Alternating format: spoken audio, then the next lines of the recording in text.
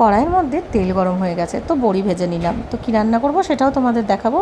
রান্নার নতুন একটা ভিডিওতে তোমাদের অনেক স্বাগত জানাই বন্ধুরা। বড়িগুলো ভেজে নেব। এগুলো হচ্ছে বিউলির ডালের বড়ি, দোকান থেকে কিনে আনা। সেগুলোকে ভালো করে ভেজে নিলাম।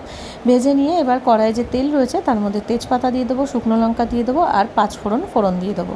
দিয়ে ফোড়নটা ভাজা ভাজা হলে এদিকে দেখো কেটে রেখেছি চাল কুমড়ো, ঝাঁঝরির উপর দিয়ে রেখেছি যাতে জলটা যতটা এক্সট্রা থাকে সেটা ঝরে যায়।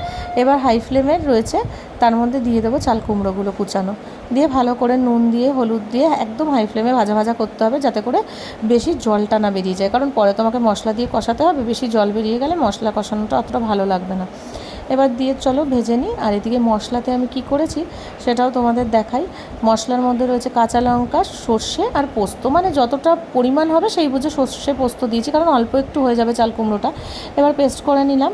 এইবার ওখানে এদিকে আমার ভাজাটা হয়ে গেলে তার মধ্যে আমি দিয়ে দেবো এই মশলাটা, দিয়ে ভালো করে কষাতে থাকবো। আর মশলার বাটি ধোয়া জলটা রেখে দেবো, ওটা পরে কাজে লাগবে। এটাও হাই ফ্লেমেই কষাতে থাকবো। এগুলো তো আর বেশি করে মানে নরম করার জন্য বেশি ফুটাতে হয় না। এবার এর মধ্যে একটু চিনি দিয়ে দেবো, কারণ এই সব রান্নায়, নিরামিষ রান্নায় না একটু ঝাল ঝাল মিষ্টি মিষ্টি ভালো লাগে। ঝাল তো হবেই, 2টো কাঁচা লঙ্কা দিয়েছি এইটুকুনি রান্নাতে, শুকনো লঙ্কা ফোড়ন দিয়েছি। এবার খুব ভালো করে নাড়াচাড়া করতে থাকবো। ফুটে যাবে যেই ওর মধ্যে দিয়ে দেবো এবার জল, যেহেতু মশলা দিয়ে বেশ ভালো করে কষানো হয়ে গেছে। জল বেশি নয়, 1 কাপ মতন দিয়েছি মশলার বাটি ধুয়ে।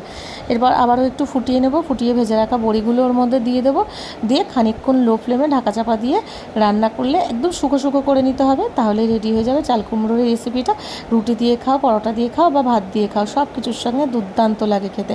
তোমরা কে এরকমভাবে রান্না করো অবশ্যই জানিও। আর যারা এখনও করোনি তারা এইভাবে একবার চাল কুমড়ো রান্না করে খেয়ে দেখো, অসাধারণ লাগে, অসাধারণ। একদম এইভাবে রান্না করবে। তো টাটা, ভালো লাগলে লাইক কমেন্ট শেয়ার করো, আবার দেখা হচ্ছে।